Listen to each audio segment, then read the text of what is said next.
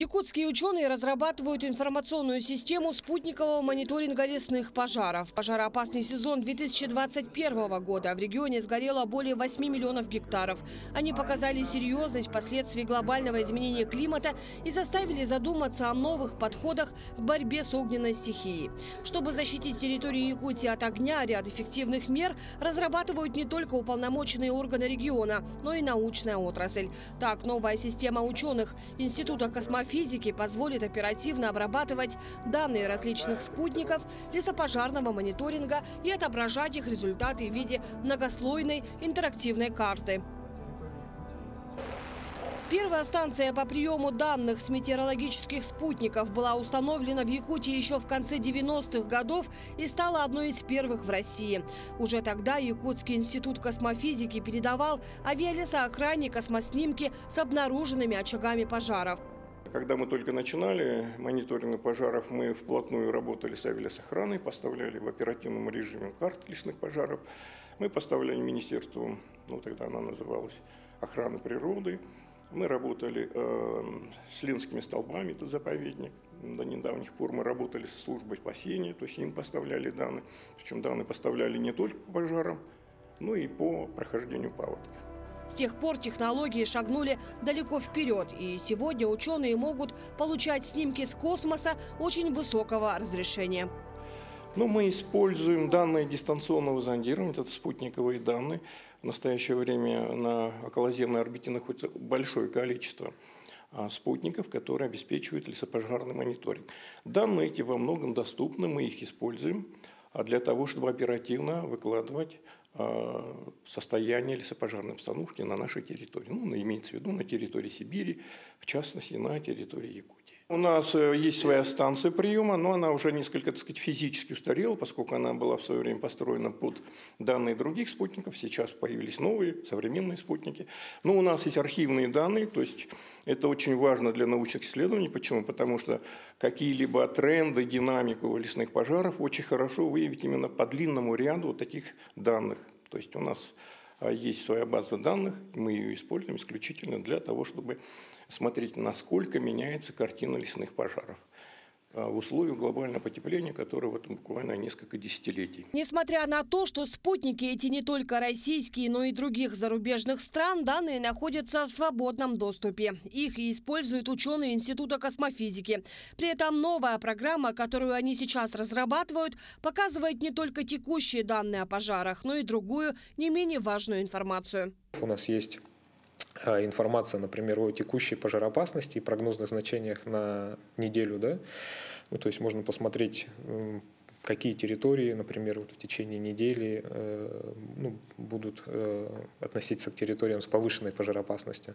Помимо этого у нас есть метеорологические параметры, которые имеют важное значение при борьбе, например, с пожарами. Да? Это прежде всего, например, скорость и направление ветра, вообще общая температура, осадки, влажность воздуха, то есть всю эту информацию можно визуализировать. Мы решили создать все-таки универсальную такую систему информационную, куда можно было вкладывать все данные, причем сопутствующие, не только карту пожаров, мы туда вкладываем облачность, мы туда вкладываем архивные данные, то есть можно всегда посмотреть, что было за последние 20-30 лет, у нас есть и такие данные.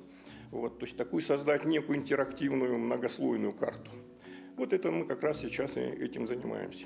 Весь этот оперативный спутниковый мониторинг автоматизирует новое программное обеспечение, разработанное Институтом космофизики. Если раньше эти данные можно было находить по отдельности, то сейчас пользователь может лишь переключать кнопки, чтобы найти всю актуальную информацию на экране. Олег Анатольевич показывает на экране снимки со спутника. Часть Восточной Сибири, да, это Забайкальский край, Иркутская область.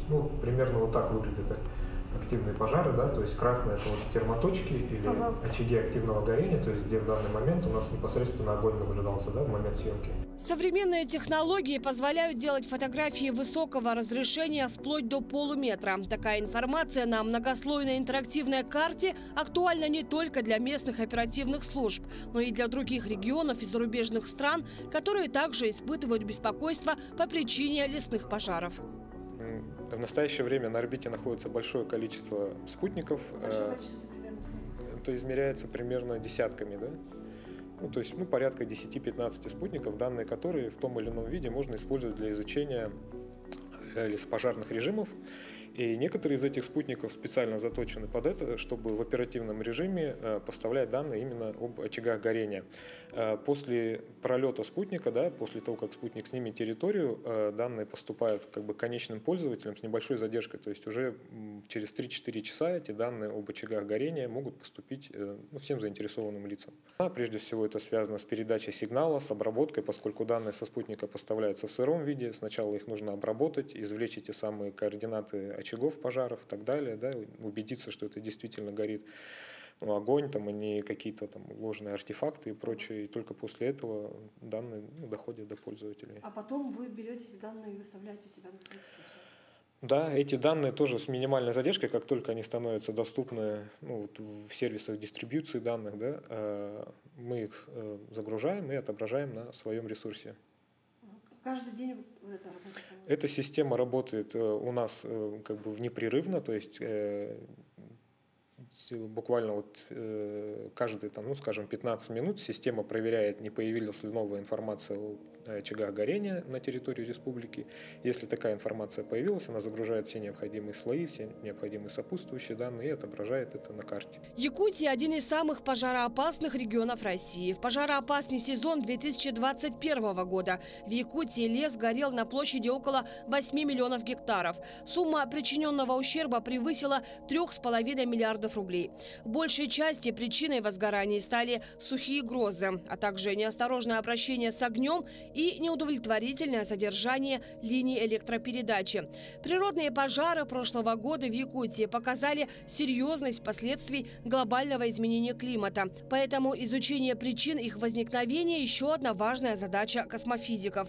Ученые исследуют изменения растительного покрова в местах пожаров, а используя личную базу данных многолетнего изучения различных местностей, вывели картину лесных пожаров в Сибири в условиях глобального потепления. Мы увидели, что в целом общая пожароопасность повышается.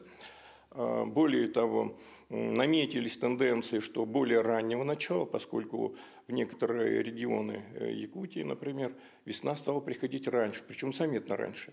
И вот эта карта распределения пожаров, она еще имеет тенденцию смещения к северным широтам, то есть более ранее и еще смещение к северным широтам. В целом длительность пожароопасного сезона тоже имеет тенденцию к увеличению, соответственно.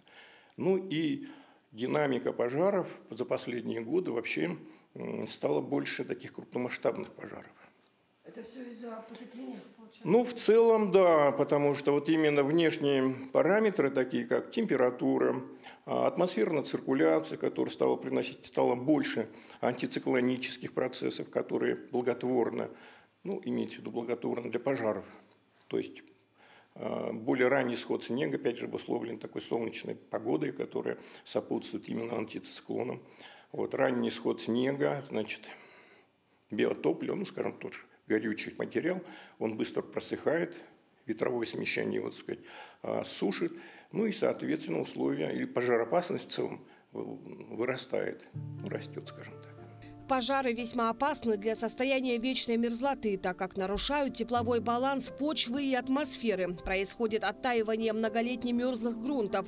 В эти грунты вморожены пузырьки различных газов, таких как углекислый газ и метан. Это и есть те самые парниковые газы, которые, попадая в атмосферу, усиливают эффект глобального потепления. Между тем, не секрет, что с каждым годом сокращается площадь арктических льдов, а темпы роста температуры Арктики уже в 2 раза превышают средние темпы по земному шару. По приблизительным оценкам, вечная мерзлота Арктики содержит не менее 1400 гигатонн метана. Метан – еще один важный парниковый газ, удерживающий тепло в атмосфере. Однако его влиянию на экологию и климат уделяется гораздо меньше внимания, чем другим углеродным выбросам. При этом потенциал глобального потепления от метана в 30 раз больше, чем у диоксида углерода. Шлейфы метана в атмосфере также можно изучать при помощи космических снимков. Эти вопросы также в числе первоочередных у ученых Института космофизики. Благодаря им якутские научные исследователи смогли обнаружить места этих выбросов. Ну, у нас после пожаров остаются гари, которые начинают продуцировать метан. Получается, что у нас после пожаров идет оттаивание вечной мерзлоты, а в вечной мерзлоте у нас хранится очень много углерода, который начинает превращаться в углекислый газ и в метан. И получается, с каждым годом оттайка, пожар прошел, на следующий год оттайка становится все больше, там же черное пятно остается, солнечные лучи туда нагревают почву, и с каждым годом почва все глубже и глубже уходит. И вместе с ним начинают работать метаногены, которые производят метан. И получается, что у нас, мы вот смотрим по спутниковым снимкам, и мы можем даже метан повышен даже на участках, где горели примерно даже 10-20 лет назад.